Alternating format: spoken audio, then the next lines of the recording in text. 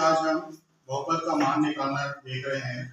जहाँ पे चर राशि का मान हमको दिया हुआ होता है, उस चर राशि पे बहुपद का क्या मान होगा उसे हम देखते हैं।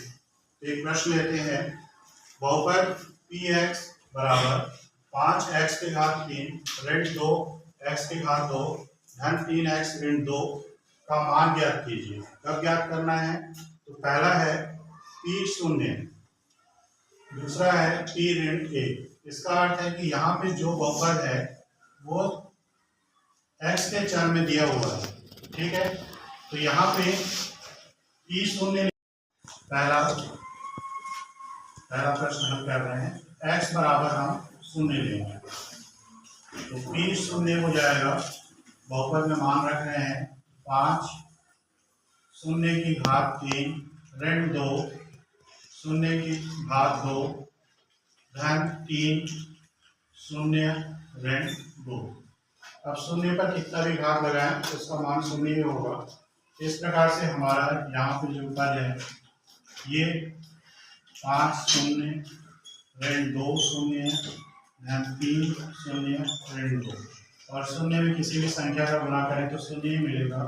तो शून्य ऋण शून्य धन शून्य ऋण 2। तो इस तरह से शून्य सारे कैंसिल हो गए और ऋण 2 बचा। इसलिए क्योंकि शून्य पर किसी भी संख्या में घटा या जोड़े तो फर्क नहीं पड़ता है, इसलिए सारे शून्य हट जाएंगे, केवल हमारे पास ऋण 2 बचेगा। तो ये जो दिया गया बहुपद है, इस पे x का मान अगर शून्य हम रखते हैं तो हमको बहुपद का मान ऋण 2 मिलता है। इसी प्रकार से हम देखते हैं दूसरा प्रश्न हमारा इसी का था कि p ऋण 1 का मान ज्ञात करना है। इसका अर्थ है कि x बराबर ऋण 1 रखना है इस बहुपद में, क्योंकि हमारा बहुपद जो दिया हुआ है वो x के चर में दिया हुआ है।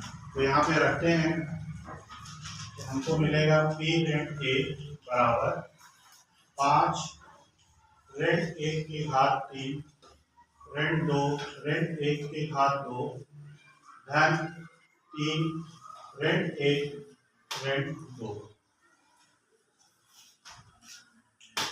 यहाँ पे देखिए ऋण 1 के घात 3 है, मतलब ऋण 1 को हम 3 बार गुणा करेंगे तो हमको ऋण 1 ही मिलेगा।